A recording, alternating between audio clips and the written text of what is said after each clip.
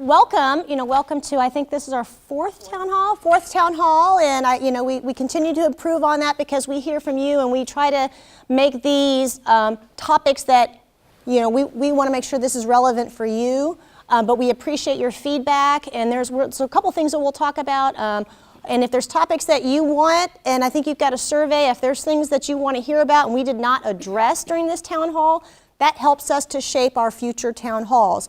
And we moved this one a little bit later in the day because of, I think our last town hall, folks said, hey, we can't always make it in that sort of that lunchtime area time frame. And so we moved this one a little bit later just hopefully to see how we accommodate folks. So we'll try to maybe move around the times a little bit. So if you can't make every single one of them, hopefully that you can make those. And as you can see, this gentleman here is videotaping it, so we'll have that available for our clinics to show as well, so that you don't miss any of the information. So a couple things I'm going to address. So next slide.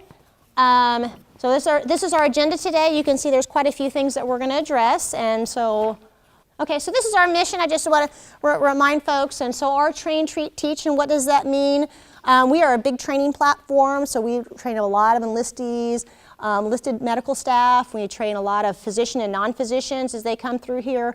So typically we have anywhere from around 500 students in some capacity that's coming through this facility, where there's, like I said, some physician programs or some of our med techs, some of our lab techs. I mean, you name it, that come through this facility. So we are a big training platform. So when you go and see your provider, especially in the internal medicine clinic or pediatric clinics, I don't see too many with pediatrics, but if your kids come in to see them, they may see one of our physician residents, or they may be seen by one of our PA residents because they're getting their training, because it's important to build them from the ground up.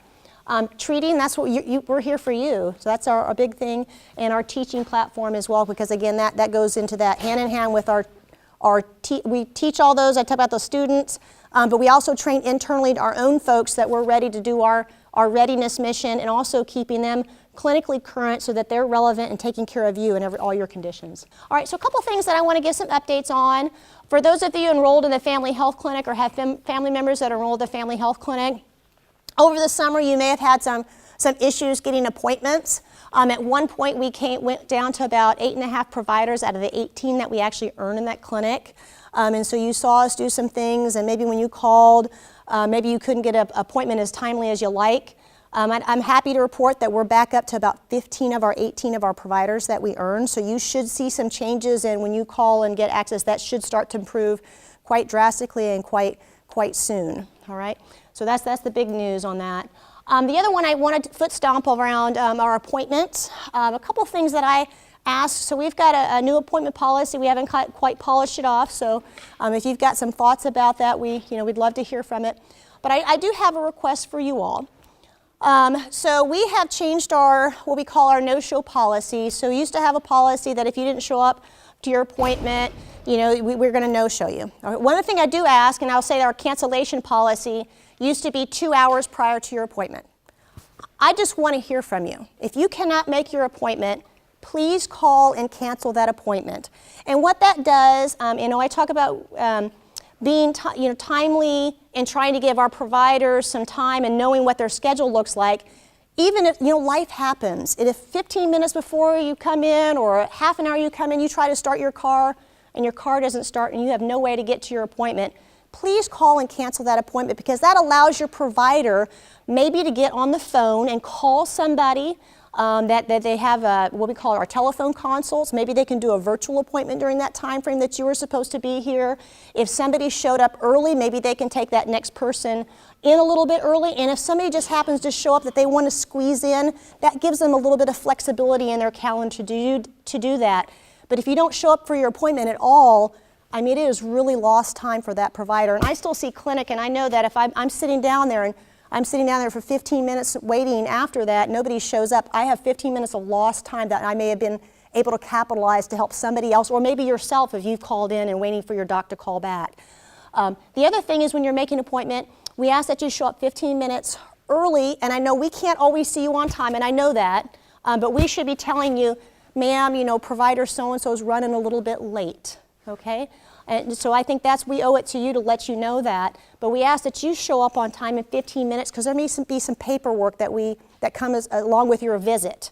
All right, and so if you're showing up right when your appointment is scheduled and then taking 10 or 15 minutes to do that paperwork, now that provider who may have been on time is now subsequently late for their follow-ons. Again, I know we can't always be on time, and I realize that, and I apologize when that happens, but what I want to assure you that they're probably running behind, because if you came in and you've got multiple issues, I would hope that they're taking the time to address all of those versus, you know what, I'm running late, I'm running behind, I'm going to shortchange you on your visit to make up some time so I'm not late for my next appointment. Okay, so that's our promise to you, is to make sure that we're trying to get you in on time. So if you can, I just ask you to do those things, and like I said, we'll do our best to make sure that we're seeing you on time.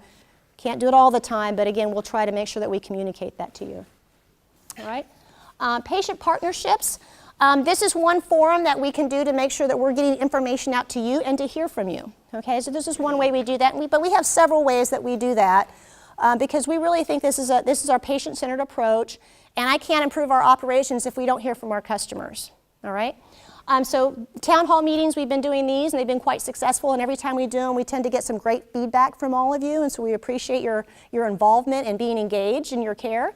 The second one is the Joe's survey, and that's that survey when you get a phone call after you come for an appointment, and you may get a call or you may get something in the mail, and they will ask you several questions about your interaction with an appointment here in this medical group.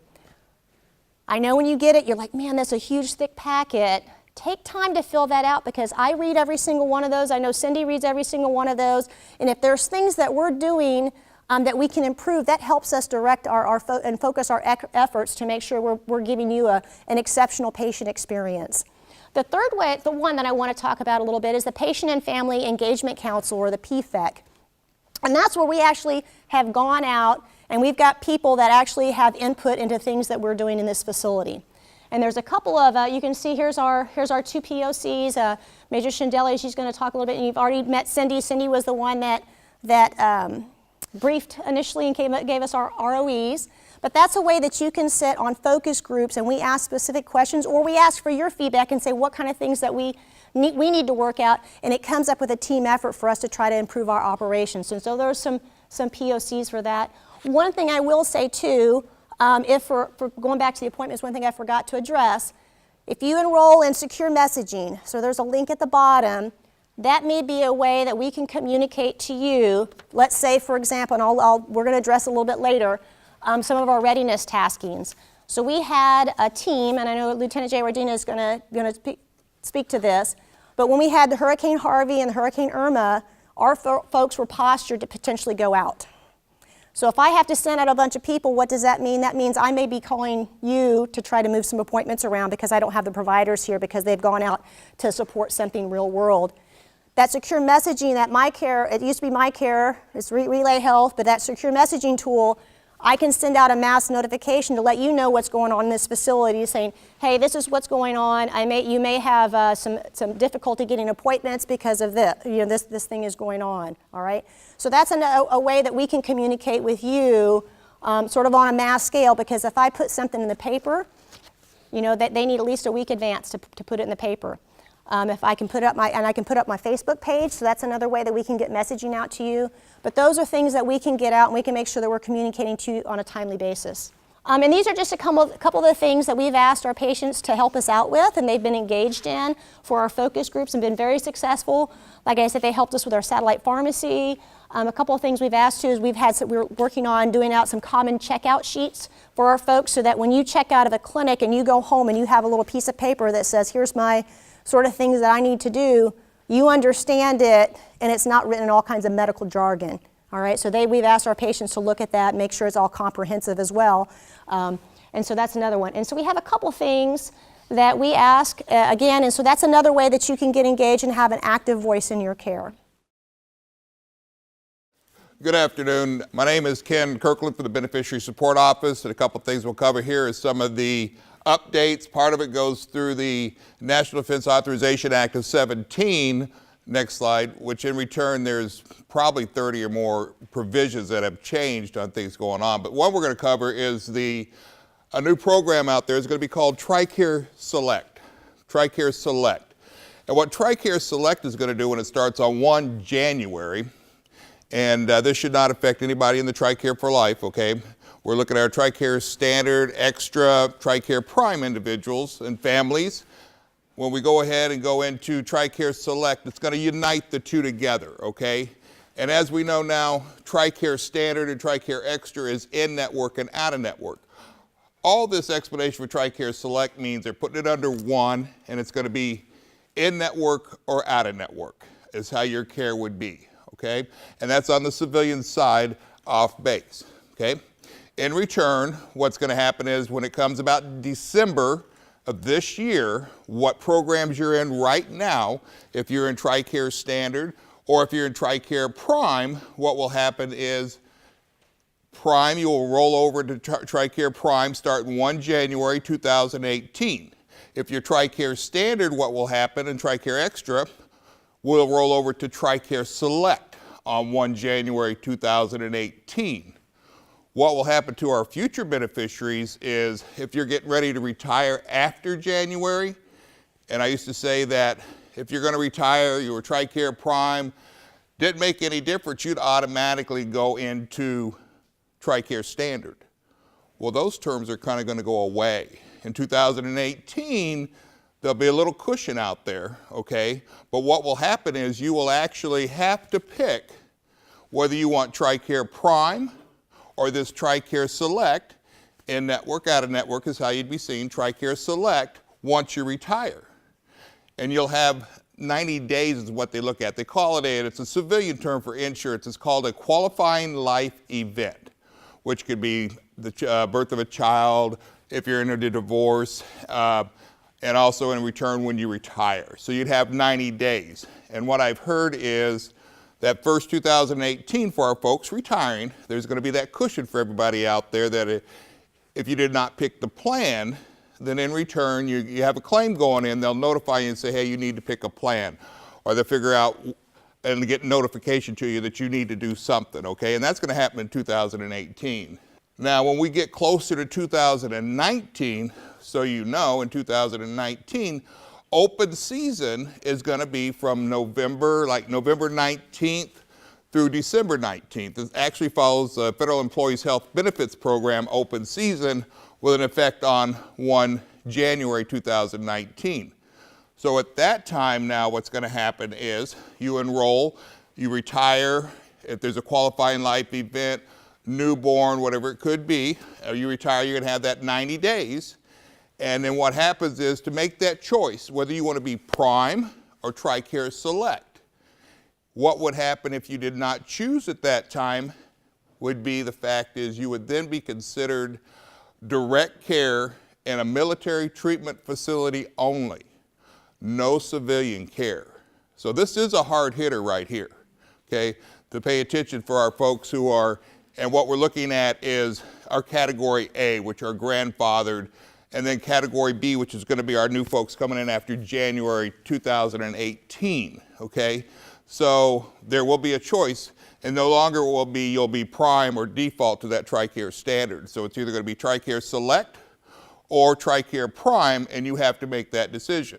And as I said, it would not affect TRICARE for life unless you're getting ready to turn 65. And remember, or if you're eligible for Medicare, that you purchase that Medicare Part B, the outpatient doctor fees and ancillary services part, to stay in that TRICARE for life program, okay? And for more information, you can go to TRICARE's website at www.tricare.mil/changes. Another of the up-and-coming changes that has made it a lot easier for our beneficiaries out here is the fact of outpatient mental health care, all right? When we're looking at that, it used to be we'd had a term out there for outpatient visits for mental health was you had an initial 8. You could do the first 8 visits with a network provider. And with that network provider, you'd have the 8 visits, 9 visits, the treatment plan would be turned in, okay, for ongoing care. Or you had to have a referral from your provider, for care for outpatient visits, psychotherapy, any of our partial hospitalizations, that medical management program, managing your medications, you had to have a referral, okay? What's happened now in July is policy states that as long as you get and see a network provider through Health Net right now, remember Humana starts in 1 January, you get that network, that authorization with a network provider, then you'll be fine. You do not need to get a referral for these outpatient services that are listed above here, okay?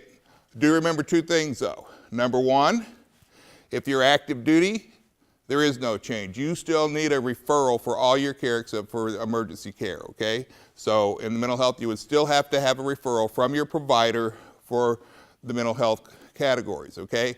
The other thing is, if you refer to a non-network provider, then you will pay a point of service. That point of service charges, which is going to cost you deductibles and cost shares. So remember, the easiest thing to do is call up the managed care support contractor like Health Net, find out who that provider is in the network for you, and that'll save you a lot of time, okay?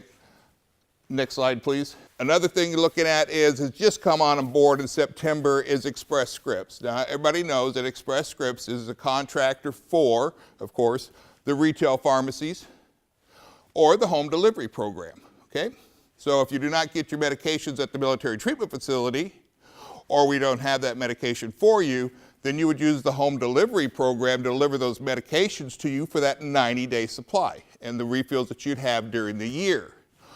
What's happening now is, in return, they will need consent from us to proceed for those annual refills.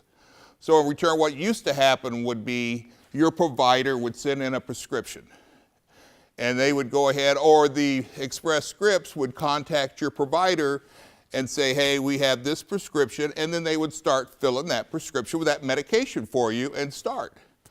Well, now what this does, it allows you to either opt out, maybe you do not need the medication, and give them consent where they can go ahead and Express Scripts, the home delivery program, can fill that for you, that medication. So it also will save a lot of medication that maybe was not being used, so it will also save yourself and the government money, okay? So what will happen also will be, when you have that last filling for your annual program, for your annual medication, Express Scripts will send you out notification, letting you know that, hey, this was your last script, your last 90 days, we're getting ready for a new annual, and for you to contact them to give them consent to continue with your medication, okay? And they'll contact you. They'll contact you twice. If they do not contact you in return, what will happen will be is they will disenroll that medication from the program and no longer send it unless you go ahead and recontact Express Scripts and then set it up and have the prescription and all to get refilled, and then you'd be back on track. Now, of course, this would be for each and every medication that you would have with Express Scripts, okay? So they're gonna allow you to be in the program if you want.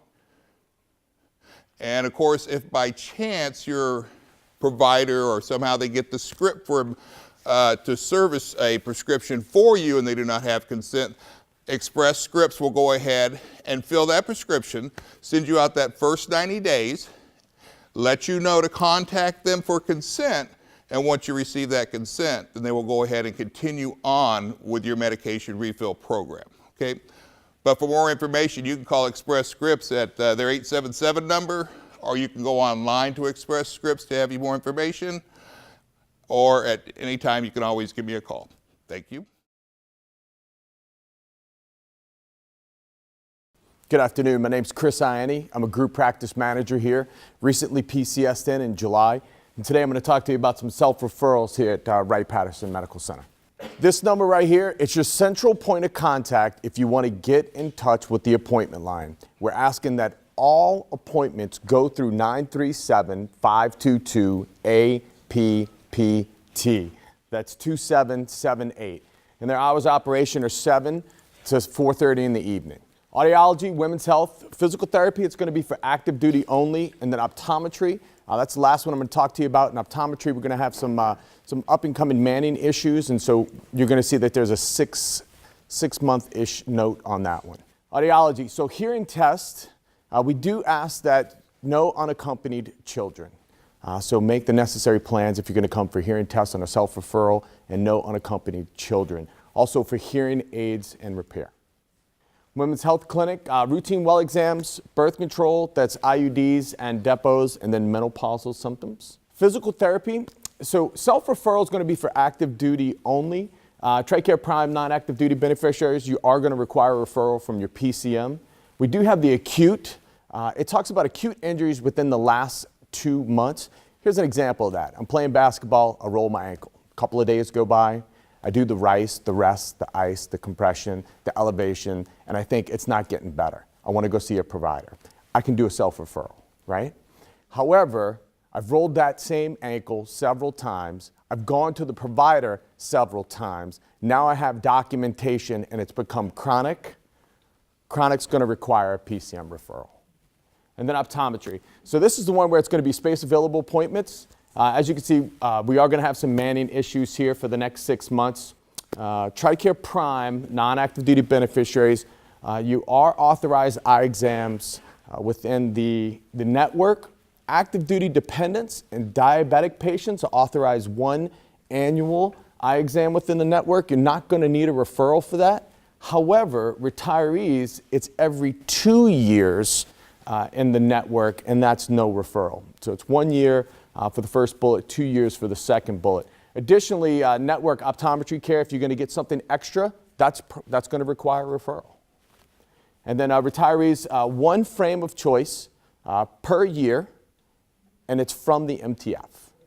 The centralized appointing line, if you call in and you say, you know, I'm calling for audiology. When you start the discussions with that centralized appointing clerk, that individual is going to have an algorithm, if you will, a yes, no, and they'll be able to determine from the conversation if it's going to be self-referral, depending on the guidance that they have, or if it's going to be an appointment that's going to require a PCM first, and then a network follow-up or an in-house referral follow-up. But the appointment clerk is going to make that decision when you call, depending on what you're calling for. So 937-522 appointment, call that line. That's going to be for your centralized appointing, and then from there you'll be able to make the determination whether it's going to be a self-referral with the help of the appointment clerk or if it's going to be a routine appointment. My name is Lieutenant Jay Wardita. I'm here to talk to you today about medical readiness. So this is a couple of things that we're going to go over. We're going to talk about the National Disaster Medical System, medical readiness as a whole. We'll talk about our current hurricane relief efforts. I'll show you a couple of pictures of our combat medics in action. Yeah? And then we'll talk about what this means for you guys. So the National Disaster Medical System, big word. Can I get a quick show of hands? Who remembers Hurricane Katrina? All right, that's pretty much everybody. So Hurricane Katrina, that was when I graduated high school.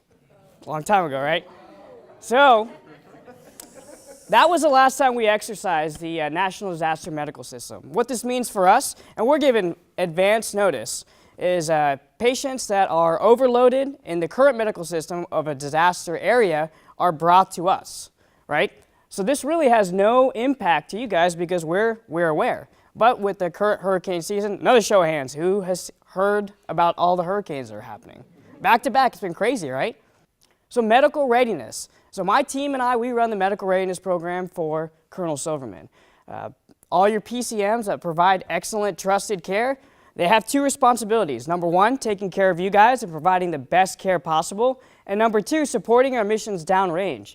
Occasionally, these missions kind of come back home, where you'll see us providing hurricane relief. So currently we have about 100 personnel that are postured. We have 800 active duty total that provide exceptional care again.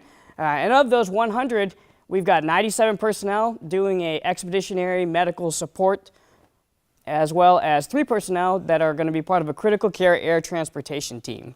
So these members are utilized, they take all their skills that they use here at the Med Group, and they go and help people in need. And right now they're helping people in Florida. So here's a couple of pictures from some humanitarian efforts that we have. The 3 members that you see there on the left are currently down in Florida, the Key West specifically, helping out our fellow Americans. Here are a couple of other members from the medical group that are down in Belize providing humanitarian care as well. So what does this mean for you as a patient? In the event that we are called to action, what this will result in is that we'll be sending 100 people. Again, With us only having 800 active duty spread out amongst the entire medical group, this means that we'll take a significant hit to our medical care, and the availability of services will start to dwindle. Now, the affected clinics will have all of the patients referred to an outside network. What this will mean for you guys is that the Health Net Federal Services will coordinate with you guys to ensure that your care is delivered out into the network. They will reach out to you, and you can reach out to them directly to find out where you'll be referred to. So secure messaging, that is one of the ways that you will be notified. Also, as Colonel Silverman mentioned earlier, Facebook is an option, and there's also via phone. The best point of contact will actually be Mr. Ken. You can reach out to him, and he'll be able to provide you with some additional guidance as well. Hi, good afternoon. My name is Corey Paul. I'm the Executive Director of the American Red Cross of the Dayton area chapter. And what that means is I have the pleasure and the opportunity to work with volunteers on a daily basis to provide the services that the Red Cross does to our service members, to people that are experiencing disasters, to people that need blood, to people that are in some sort of health crisis where they need CPR, first aid, or AED. I have probably the best job in the world. I'm here to tell you about a couple things that we have going on here on base and a couple things that we have going on in the surrounding communities. So right now we have more than 30 volunteers providing about 1,000 hours a month to this hospital alone.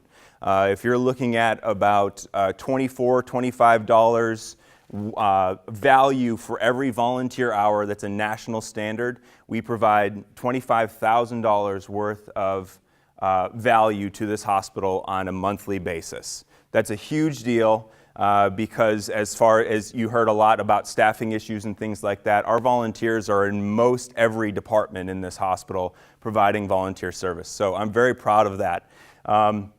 You'll see them around in a blue vest. I'm wearing a red vest today because I'm going to talk a little bit about disaster and preparedness also. But you'll see them around in the hospital in the blue vests. This is the same blue vests that our volunteers wear internationally, providing service to the armed forces. So make them feel welcome. Thank them for the work that they're doing here when you see them around. If you're interested in volunteering, you can visit us at redcross.org/Dayton. And you fill out an online form, you do a background check, you go through the code of conduct, you do a little bit of online training, and then we'll get you spun up to provide service here at the hospital or in a bunch of different departments within the Red Cross. Let me ask you by a show of hands, who here has a working smoke alarm in their home? Oh, that's good. Who here checks it every month? Oh, okay. That's usually the response I get, right? A working smoke alarm only works if you know it works, right? A smoke alarm only works if you know it works. Just the past week, if you saw us on the news, we had a verified save in Miamisburg, which means that the Red Cross came out a couple weeks ago and installed a smoke alarm in a home of a family that didn't have them, and then 2 weeks later they had a fire. And it was a double. So that family got out and their neighbors got out, all because of the smoke alarms that we had installed for free. So I want to tell you about a program that we're doing called Sound the Alarm. I'm going to be passing out our flyers here on October 7th. We will be right outside the base near Hope Hotel, and we will be going out into the Fairborn community installing free smoke alarms. We can't do that alone. We need volunteers. Thank you so much. If you're interested in volunteering on any one of the events that we have going on, especially the one on October 7th, we'd love to have you. You don't have to do all the paperwork to become a regular volunteer. All you need to do is sign up online at soundthealarm.org/Dayton. Give us a little bit of your information. Pick the date that you want to come and help us out, and show up the day of. You'll get a little bit of training. You'll learn what to do, and what that entails. And you'll get a ladder, and you'll get a bucket full of smoke alarms, and you'll get into a team, and you'll go knocking on doors. It's so much fun. I really enjoy it. You get to meet a lot of people in the community. If you do not have working smoke alarms, if you have a neighbor, a friend, a family member, if you have somebody that you know of that may not have smoke alarms, give them this flyer. Tell them to give us a call. Tell them to go in line and sign up. The only way smoke alarms work is if they're installed in the home and they're powered by a battery and they're checked often. And then the only way that the family's safe is that they know how to get out of the house when that smoke alarm goes off, what to do in the case of those emergencies. And so that's really a great initiative that the Red Cross is doing. We would love to have you. I'd love to see you guys out there. I really appreciate it. I could talk days on end about fire safety and how important it is. Our goal is to decrease fire fatalities by 25% before the year 2020, and we're really doing it. We're moving along. Things like Miamisburg just the other day is proven. All those 8 people could be dead right now. It gives me shivers. It's an entirely important thing, so I hope that you take us up on our offer to get you out there to volunteer and help save some lives. I appreciate your time, and yeah, go check your smoke alarms today. That's your homework. Thank you so much.